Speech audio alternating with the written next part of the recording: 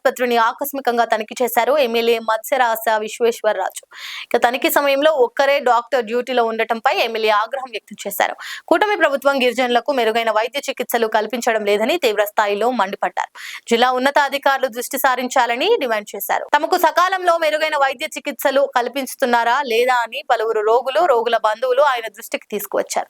దీంతో ఆయన అక్కడున్న వైద్య సిబ్బందితో మాట్లాడారు. ఆయన తనిఖీ చేసిన సమయంలో మొదట క్యాజువాలిటీ వార్డులో ఒక్కరే డాక్టర్ అందుబాటులో ఉన్నారు. సుమారు అరగంట వరకు ఆయన అక్కడే ఉన్నారు. ఎంతమంది వైద్యులు డ్యూటీలో ఉండాలని, ప్రస్తుతం ఎంతమంది ఉన్నారని వైద్య సిబ్బందిని ప్రశ్నించారు. ఆ తర్వాత విషయం తెలుసుకున్న 2 డాక్టర్లు ఆసుపత్రికి చేరుకున్నారు. ఎమ్మెల్యే మత్స్యరాశ విశ్వేశ్వర మాట్లాడుతూ జిల్లా ఆసుపత్రిలో ఆదివారం ఒక్కరే డాక్టర్ విధుల్లో ఉండి అందుబాటులో నర్సుల చేతనే అన్ని రకాల చికిత్సలు అందించడం ఏమిటని, ఎమర్జెన్సీ పరిస్థితుల్లో రోగికి అత్యవసర వైద్యం ఎలా అందుతుందని ప్రశ్నించారు. రోగులకు అత్యవసర సమయాల్లో సకాలంలో మెరుగైన వైద్య చికిత్సలు అందకపోయి దురదృష్టవశాత్తు మరణిస్తే ఎవరు బాధ్యత తీసుకుంటారని నిలదీశారు. సంక్రాంతి సెలవులు ముగిసిన తర్వాత పూర్తి స్థాయిలో వైద్యులు డ్యూటీలకు రాకపోవడం సరికాదన్నారు. జిల్లా కేంద్రంలో ఉన్న జిల్లా స్థాయి ఆసుపత్రిలోనే ఈ పరిస్థితి ఉంటే ప్రాథమిక ఆరోగ్య కేంద్రాల్లో పరిస్థితి ఏమిటో అర్థం చేసుకోవచ్చన్నారు. కూటమి సర్కార్ గిరిజన వైద్యంపై పూర్తిగా నిర్లక్ష్యం చేస్తుందని మండిపడ్డారు.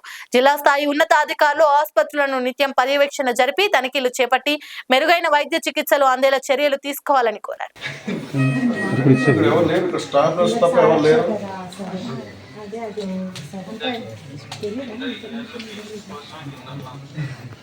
అవునండి, ఇప్పుడు హాస్పిటల్లో విజిట్ చేస్తాం కదా, ఇక్కడ పేషెంట్లు ఉంటారు. నా నియోజకవర్గంలో ఉన్నటువంటి పేషెంట్లు ఇక్కడ హాస్పిటల్లో ఏ రకంగా సపర్యలు చేస్తున్నారు, ఏం జరుగుతుందని చెప్పి చూడడానికి వస్తాం కదా. ఏం ఇక్కడ కనిపించట్లేదు, ఏం జరుగుతుంది అసలు? హలో,